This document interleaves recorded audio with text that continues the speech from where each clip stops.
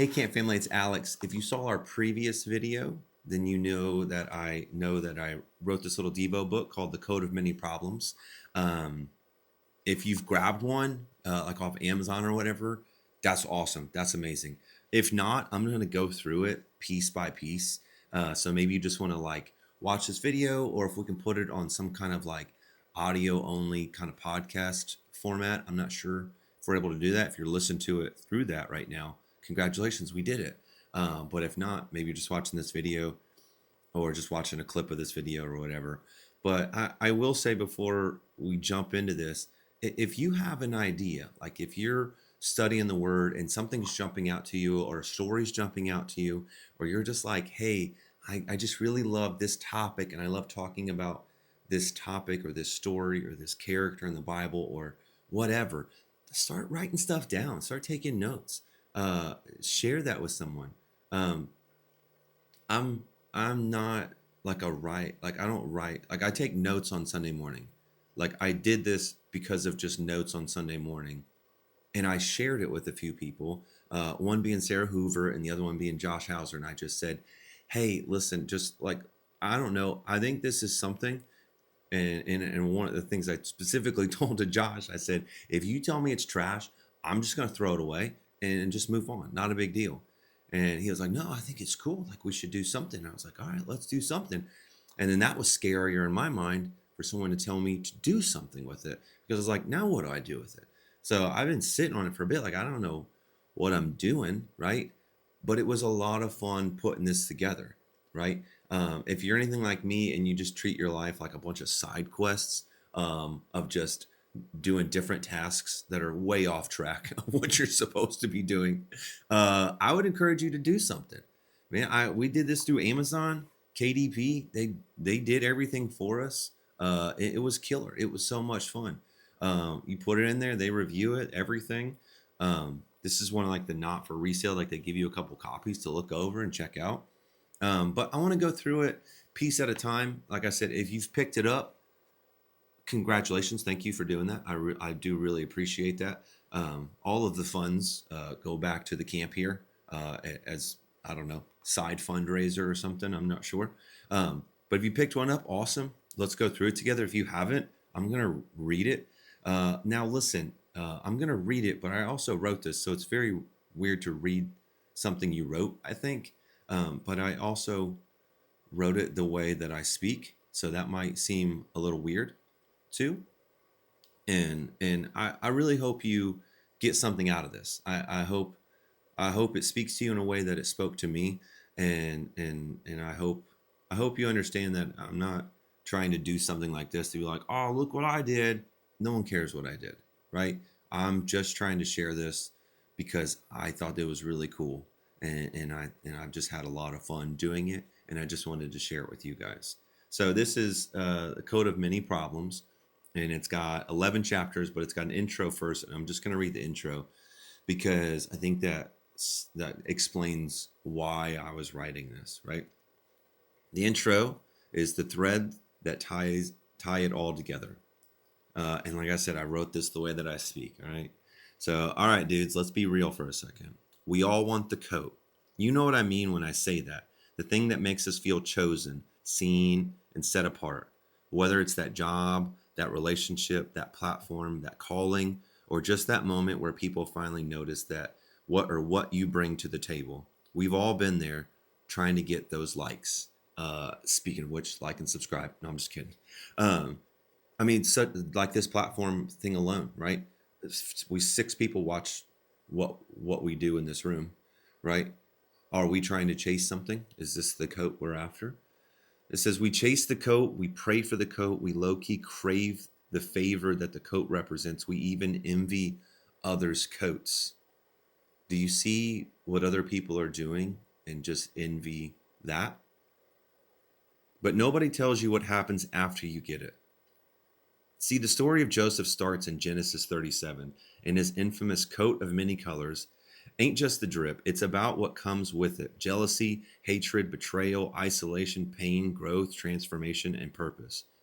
This is wild, right? The very thing that was supposed to represent blessing became the very symbol of his suffering. But here's the kicker. It's also the first stitch in God's master plan for Joseph's life. This next one is the blessing and the burden.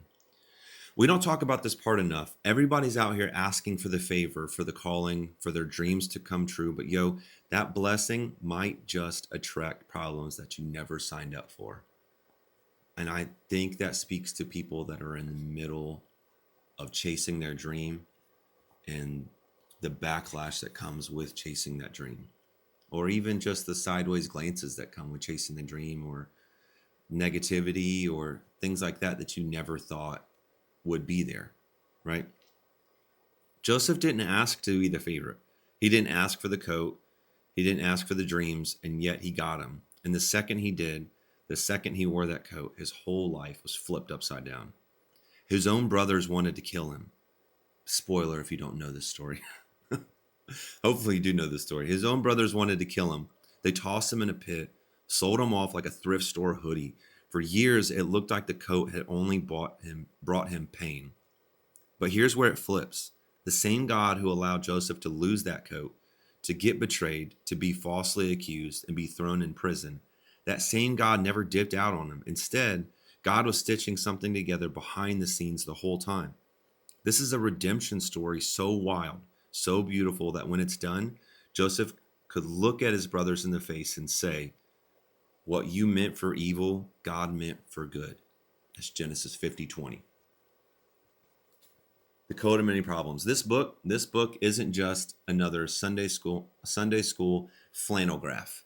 I had to look that word up because I was trying to figure out when we first started going to church in Franklin, there was that like fuzzy board, and we were trying to teach the kids Bible stories while we were also learning the Bible stories because we didn't grow up in church.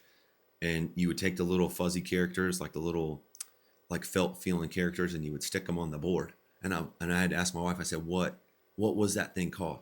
If you didn't know, it's called a flannel graph. So, and this says, that felt board thing that has characters on it. The kids' version of the story.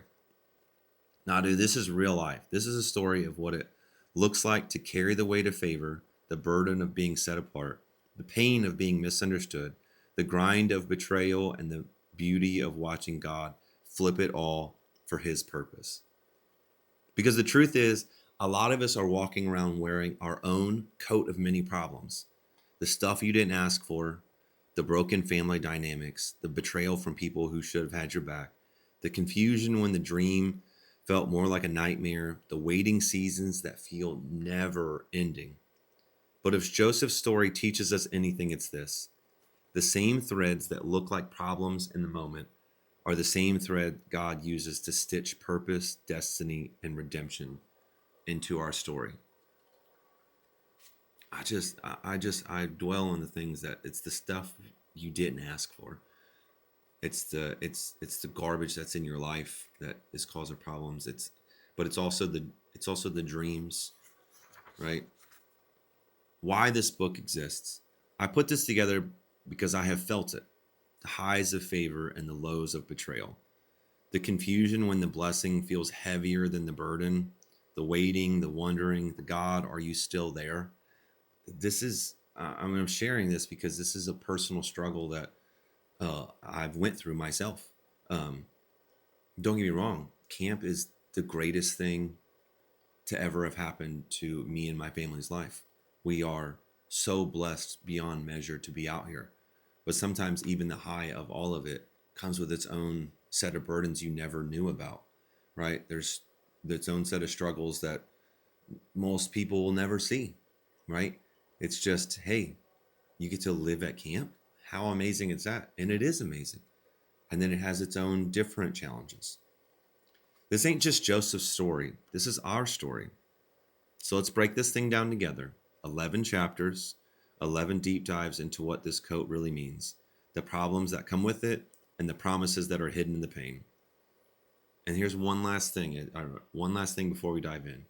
If you're someone walking around feeling like you got the coat of many problems on your back right now, this ain't where your story ends. This is just the part where the threads start coming together.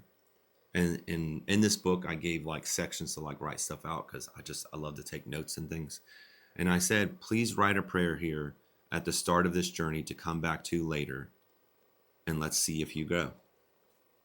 And if you don't grow, don't tell me. But if you do grow from it, please reach out and tell me. And I hope you enjoy this if you've picked it up, or I hope you enjoy just listening to this as we do it. And I just want to pray that if someone hears this, that they get as much out of it as I put into it. God, thank you so much for letting us be able to do things like this, to be able to take just an idea from a Sunday morning while listening to a story of Joseph and his coat and his family, and just have an idea spark in our brain to be able to want to do more with it, God. Be able to surround ourselves with people that would encourage us to do more with it. And God, I just pray that you give anyone out there that has an idea or a concept or anything like something like this, that they just go after it, that they just have fun with it, that they just do it and just see what happens.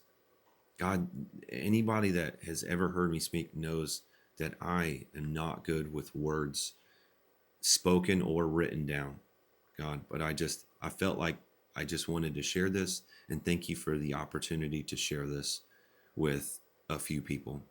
God, thank you for this camp, and thank you for especially the story of Joseph. Amen. I love you guys. I hope we do this another chapter at a time.